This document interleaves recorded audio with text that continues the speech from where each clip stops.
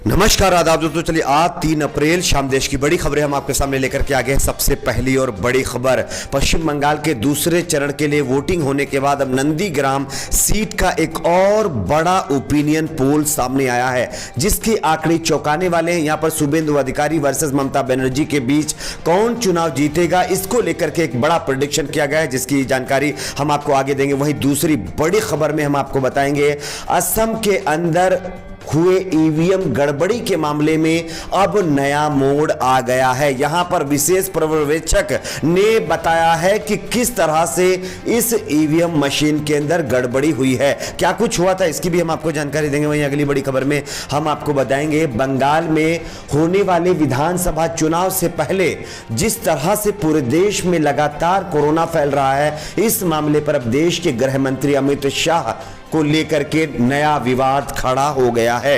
वहीं अगली बड़ी खबर में हम आपको बताएंगे आरएसएस और बीजेपी के खिलाफ कांग्रेस पार्टी के दिग्गज नेता ने एक बड़ा बयान दे डाला है। वहीं अगली बड़ी खबर में हम आपको बताएंगे ईवीएम विवाद को लेकर के देश के गृह मंत्री अमित शाह ने पश्चिम बंगाल को लेकर के एक नया दावा कर दिया। यहां पर उन्होंने एक बहुत बड़ी भविष्यवाणी कर दी है।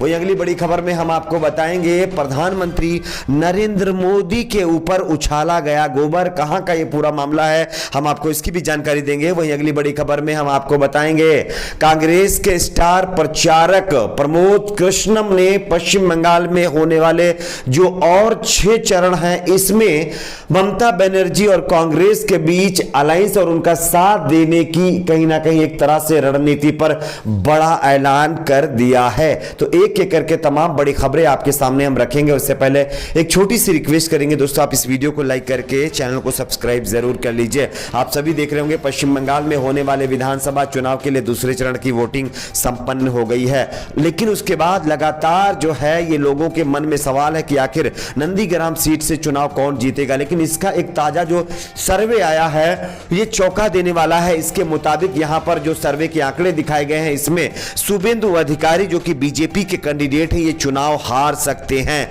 जबकि ममता बनर्जी यहां पर बहुत कम मार्जिन से लगभग 5% मार्जिन से चुनाव जीत सकती हैं। एक गुप्त सर्वे के आंकड़ों के मुताबिक शुभेंदु अधिकारी के फेवर में 45% लोगों ने कहा है कि वो उनको जीत कर देखना चाहते हैं, यानी कि शुभेंदु अधिकारी जीतना चाहिए। वहीं लगभग जो है 50% लोगों ने ममता बनर्जी के फेवर में जीत का दावा किया है। तो इससे पता चलता है कि 5% के करीब लगभग जो है ये बहुत क्लोज फाइट होती हुई दिखाई दे रही है। लेकिन ओवरऑल ममता बनर्जी यहां से अभी तक के आंकड़ों के मुताबिक चुनाव जीती हुई नजर आ रही हैं। वैसे एग्जैक्ट रिजल्ट 2 मई को आपका पता चलेगा। बात करेंगे अगली बड़ी खबर की। अगली बड़ी खबर असम से आ रही है। असम में हुए ईवीएम घोटाले को लेकर के अब एक और बड़ा मामला सामने आया है। निर्वाचन आयोग ने शुक्रवार को असम में रतबाड़ी विधानसभा क्षेत्र के एक मतदान केंद्र पर दोबारा मतदान कराने का आदेश दिया है। यहां मतदान के बाद जिस वाहन में पीठासीन अधिकारी ईवीएम को लेकर गए, वह कथित तौर पर पड़ोसी सीट से भाजपा के प्रत्याशी की पत्नी की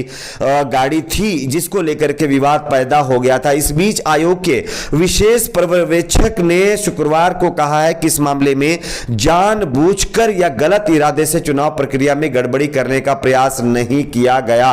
उन्होंने कहा कि यह घटना पीठासीन अधिकारी और उनके दल की पूरी तरह लापरवाही और मूर्खता के कारण हुई जान पड़ती है। करीमगंज में मतदान दल को भीड़ के हमले से बचाने के लिए पुलिस को बल का प्रयोग भी करना पड़ा था, लेकिन उसके बाद लगातार ये सवाल खड़े हो रहे थे कि आखिरकार ईवीएम मशीन में इतना बड़ा घोटाला कैसे हो जाता है। एक बीजेपी की नेता की गाड़ी में कैसे ईवीएम जो है लेकर के जाया जा सकता है, जबकि चुनाव अधिकारी उसके साथ में है। लेकिन अब चुनाव आयोग ने कहा है कि यह जानबूझकर नहीं किया गया था, यह सिर्फ जो है हेल्प लेने के लिए किया गया था। और इसके बाद बताया जा रहा है कि चुनाव आयोग ने यह कहा कि पीठासीन अधिकारी इसके लिए जिम्मेदार है।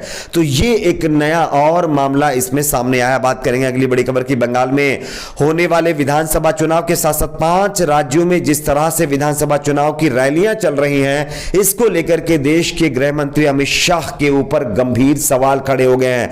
आप इस तस्वीर को देखिए, देश के गृह मंत्री अमित शाह कूच बिहार में अमित शाह की जो रैली में जनसैलाब उमड़ा है उसको लेकर के आप कोरोना प्रोटोकॉल की धज्जियां उड़ाने के मामले में गृह मंत्री अमित शाह के खिलाफ अब कार्रवाई करने की मांग उठने लगी है। बताया जा रहा है कि जब पूरे देश में लगातार कोरोना फैल रहा है, ऐसी सिचुएशन में जब देश के गृह मंत्री से लेकर के कांग्रेस, टीएमसी और अन्य पार्टियों के नेता इस तरह की रैलियां करेंगे तो आखिरकार देश से कोरोना कैसे जाएगा?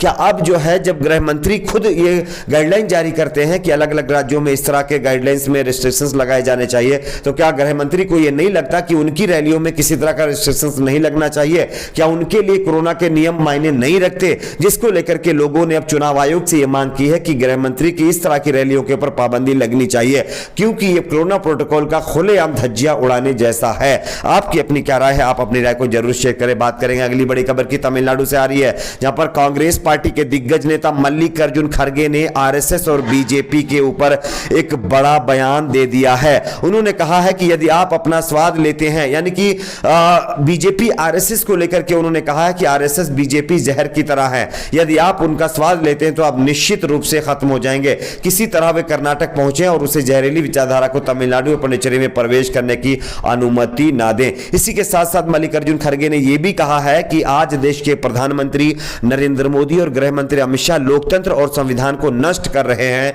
और लोकतांत्रिक सिद्धांतों के खिलाफ जा रहे हैं, जिसके खिलाफ लोगों को आवाज उठानी होगी और इनको सत्ता से बाहर उखाड़कर फेंकना होगा। इसी तरह से हम अपने लोकतंत्र और अपने संवैधानिक ढांचे को बचा सकते हैं। तो ये आरएसएस बीजेपी के ऊपर बड़ी साजिश का आरोप मल्लिकार्जुन खड़गे ने लगाया है। मल्लिकार्जुन खड़गे का साफ तौर पर कहना है कि बीजेपी आरएसएस आज देश के लोकतंत्र और संविधान को कमजोर कर रही हैं। बात करेंगे अगली बड़ी खबर की, ईवीएम घोटाले के बाद देश के गृह मंत्री अमित शाह ने अब एक नई भविष्यवाणी कर दी है।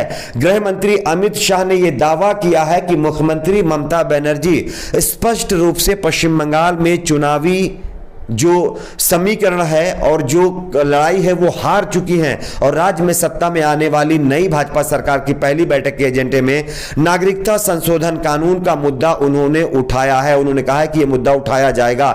शाह ने दिन में 2 रोड शो किए, जिनमें से एक दक्षिण 24 परगना के बुरईपुर और दूसरा हुगली जिले में आराम बाग में था।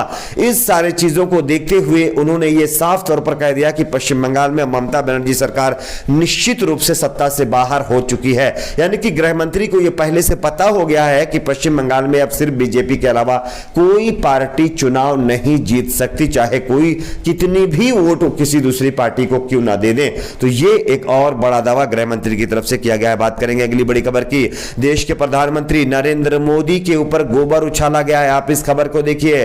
यह खबर विधानसभा चुनाव की तिथि जैसे जैसे नजदीक आती जा रही वैसे वैसे विभिन्न राजनीतिक दलों के बीच तनाव बढ़ता जा रहा है। इसके अलावा राजनीतिक दलों के नए नए कारनामे भी सामने आ रहे हैं। इसी कड़ी में शुक्रवार को शहर के वार्ड 16 स्थित बलाई दास जो है चटर्जी रोड पर लगे भाजपा के पोस्टर में प्रधानमंत्री की तस्वीर पर किसी ने गोबर पोत दिया है। उसके बाद ही इलाके में खलबली मच गई। इसके अलावा वार्ड संख्या 21 में भाजपा उम्मीदवारों के पोस्टर को फाड़कर जो है नाले में फेंक दिया गया है। इन दोनों घटनाओं के बाद से भाजपा नेताओं और समर्थकों में भारी रोष है। सूचना मिलते ही भाजपा उम्मीदवार शंकर घोष मौके पर पहुंचे और पानी से प्रधानमंत्री के पोस्टर को साफ किया है। लेकिन यह तो अलग बात है कि देश के प्रधानमंत्री नरेंद्र मोदी के फोटो के ऊपर इस तरह के गोबर उछाले गए हैं, लेकिन इसी तरह के कई और मामले सामने आए हैं जहां पर अलग अलग यानी कि पार्टियों के नेताओं के ऊपर कभी कोई तस्वीर पर अलग अराजक तो हरकत करते हैं, कभी उनकी मूर्तियों के साथ करते हैं। तो इसके खिलाफ भी बीजेपी नेताओं को आवाज उठानी चाहिए। आप अपनी इस पर क्या राय है? नीचे कमेंट सेक्शन में अपनी राय को जरूर शेयर करिए। वीडियो को लाइक, शेयर, चैनल को सब्सक्राइब